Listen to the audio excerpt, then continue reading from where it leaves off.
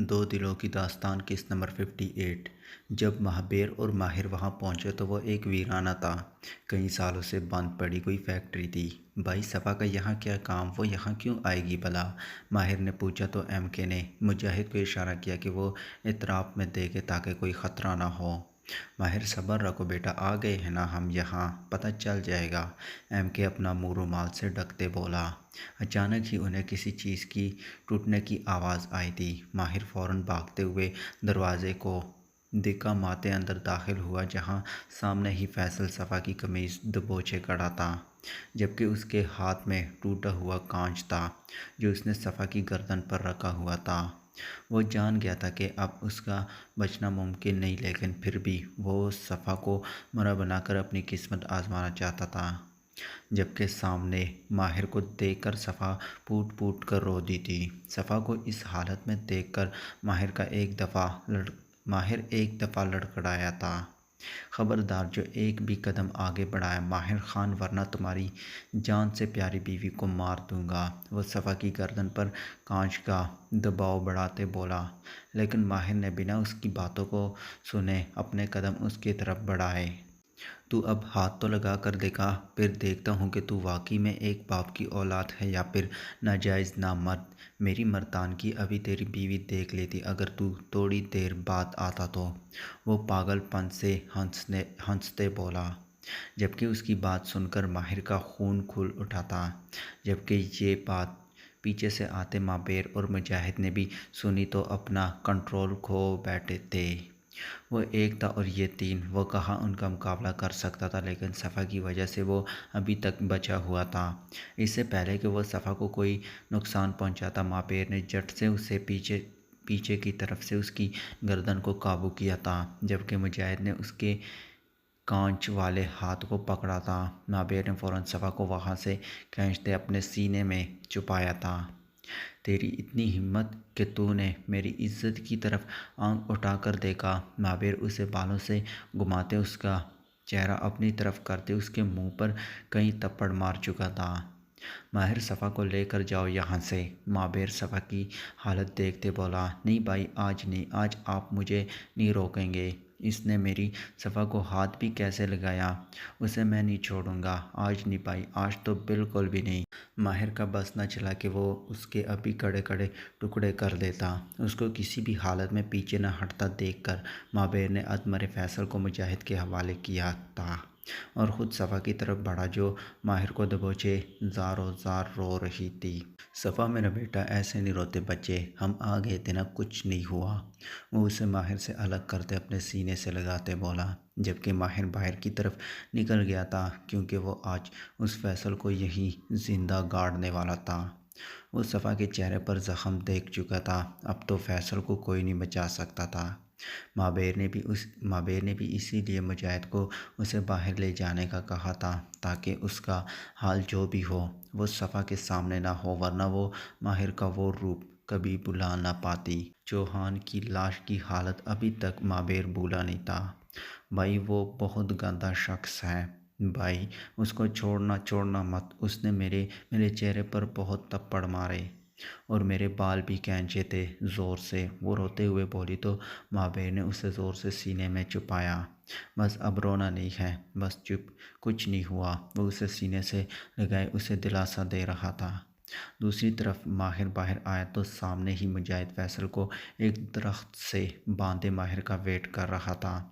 آتے ساتھ ہی ماہر نے ایک زوردار تھپڑ مارا تھا فیصل کے منہ پر۔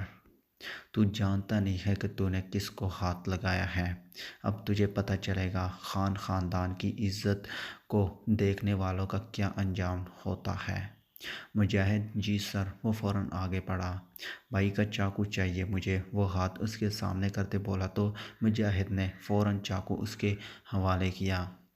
ان ہاتھوں سے چھوا تھا نا تم نے میری بیوی کو، اگر یہ ہاتھ ہی دھڑ سے الگ ہو جائے تو؟ وہ اس کا ایک ہاتھ اپنی گرفت میں لیتے بولا تو فیصل کو اپنی جان جاتی محسوس ہوئی، نہیں، مجھے چھوڑ دو، مجھے معاف کر دو، میں یہاں سے بہت دور چلا جاؤں گا، میرے ہاتھ مت کاٹو۔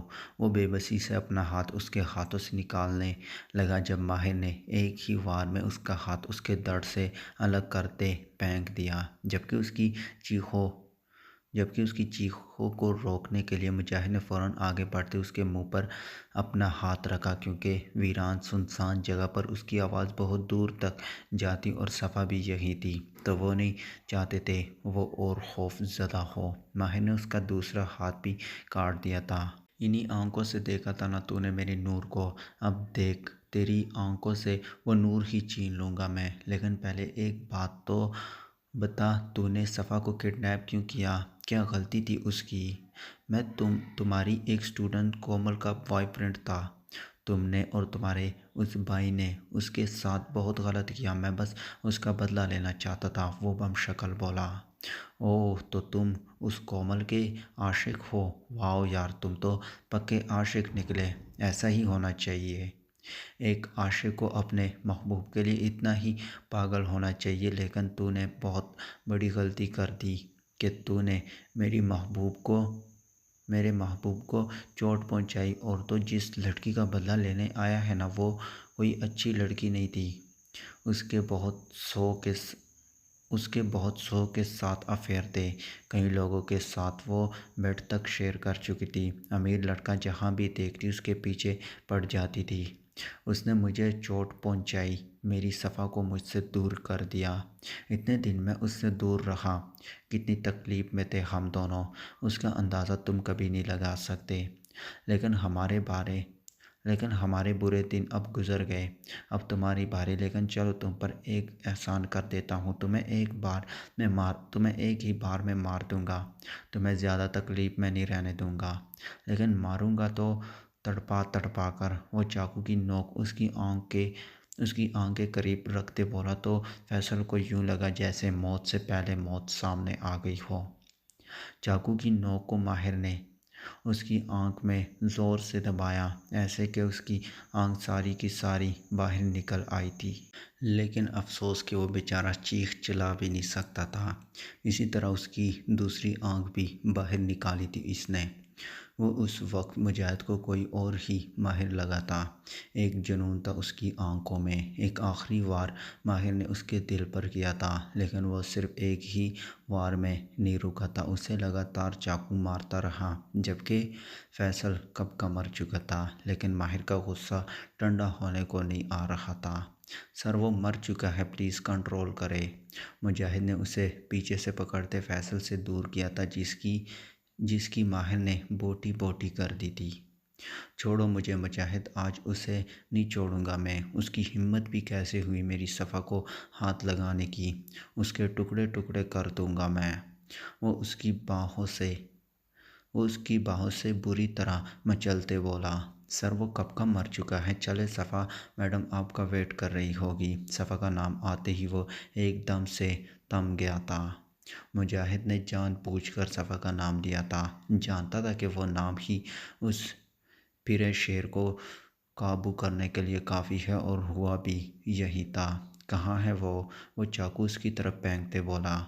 مابیر سر انہیں لے گئے ہیں، اور ان کا میسج آیا تھا کہ یہ سب نپٹانے کے بعد آپ فارم ہاؤس پہنچے، وہاں سے چینج کر کے گھر آئیے گا، ورنہ اس حالت میں صفا میڈم آپ کو دیکھ نہیں پائے گی۔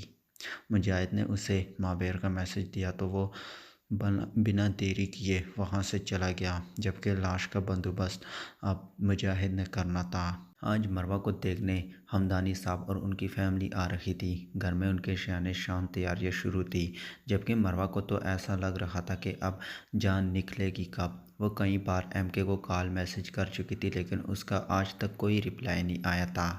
کچھ دیر پہلے اسے مسرت بیگم تیار ہونے کا بول کر گئی تھی، لیکن اس نے ایک نظر تک نہیں دیکھا تھا ان سب چیزوں کو۔ ایم کے، میں جانتی ہوں آپ مجھ سے بہت ناراض ہیں، میں کب سے آپ سے بات کرنے کی کوشش کر رہی ہوں، لیکن آپ مجھے کوئی جواب نہیں دے رہے ہیں۔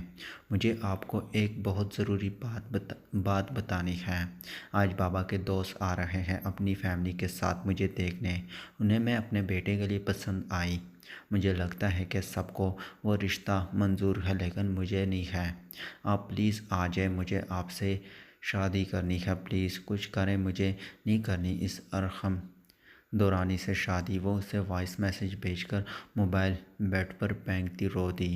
2 مہینوں سے وہ یہی تو کر رہی تھی، رونا اور ایم کے کو یاد کرنا۔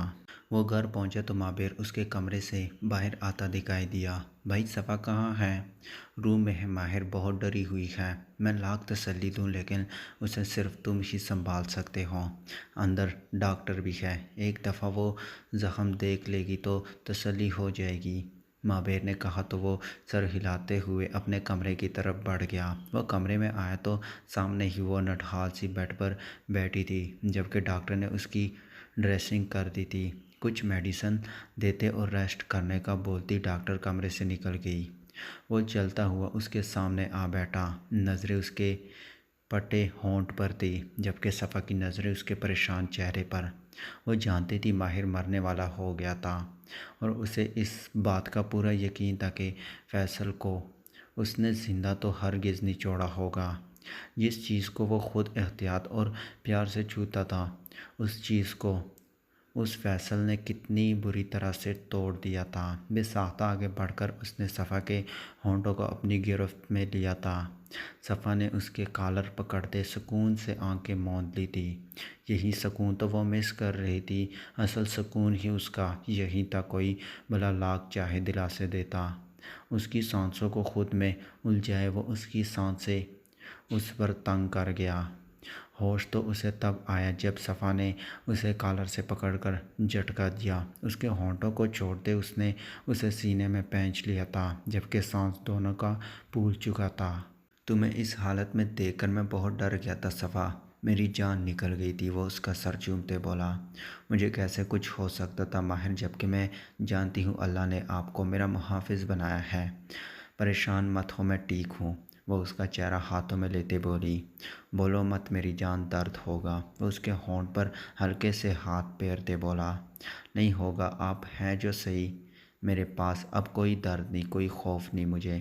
اس کی بات سن کر باہر کی آنکھیں نم ہوئی تھی۔ لیکن میں تو تمہاری حفاظت نہیں کر سکا، تم اتنی تکلیف میں ہو میری وجہ سے۔ ایک آنسو دغا دیتے گال پر بہہ نکلا تھا، جسے نیچے گرنے سے پہلے ہی صفا نے اپنے ہونٹ پر لے لیا تھا۔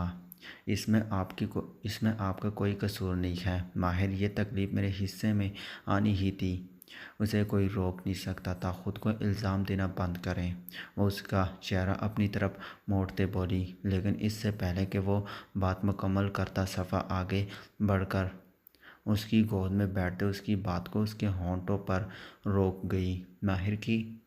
ماہر کی پکڑ اس کے گرد بے ساختہ تنگ ہوئی تھی۔ صفا نے منہ اس کی گردن میں چھپاتے آنکھیں موند لیے۔ دوائی کا اثر تھا جو اس پر غنودگی طاری ہو رہی تھی۔ ماہر مجھے نیند آ رہی ہے، وہ اس واقعے کو یاد نہیں کرنا چاہتی تھی اور نہ ہی ماہر کو یاد رکھنے دینا چاہتی تھی، اس لیے تو اتنی بولڈنس کا مظاہرہ کرتے اسے کس کیا تھا۔ ماہر نے اسے آرام سے بیڈ پر لٹایا تو صفا نے اس کا ہاتھ پکڑتے اسے اپنے پاس لیٹنے کا اشارہ کیا تو وہ مسکراتے ہوئے اس کے ساتھ ہی لیٹ گیا۔ اس کے ساتھ لیٹتے ہی وہ ماہر کے سینے پر سر رکھتے اپنی ٹانگیں اور اپنے بازو اس کے گرد لپیٹتے آنکھیں بند کر گئی، جبکہ ماہر نے اسے اپنے حصار میں لیتے لائٹس آف کر دی تھی۔ جب مروہ کافی دیر تک تیار نہ ہوئی تو زارا اور آئزل نے خود جا کر زبردستی اسے تیار کیا تھا، جبکہ وہ ابھی تک بے یقین تھی۔ ایم کے نے اس کے میسج سین کرنے کے بعد بھی کوئی رپلائی نہیں کیا تھا، مطلب اسے اس رشتے سے کوئی فرق نہیں پڑتا تھا۔ وہ پیار، وہ کیئر، وہ سب ایک ٹائم پاس تھا، ایک ڈرامہ تھا کیا؟ کون کیا کر رہا تھا اسے کچھ خبر نہیں تھی۔ وہ بے جان گڑیا کی طرح بیٹھی بس سوگ ہی منا رہی تھی۔ ان لوگوں نے کیا کہا، اس کے گھر والوں نے کیا جواب دیا، ان کے گھر والوں نے کیا جواب دیا، وہ لوگ کیسے تھے، اسے کچھ خبر نہ تھی۔ اس نے تو ایک نظر ارحم کو بھی نہیں دیکھا تھا۔ اپنے دل کے ٹوٹنے کا شوق اسے سب چیزوں سے غافل کر گیا تھا۔ ان کے جانے کے بعد وہ کمرے میں آتی سب چیزیں نوچ نوچ کر پھینک چکی تھی، لیکن آنکھوں سے ایک آنسو تک نہ آیا تھا۔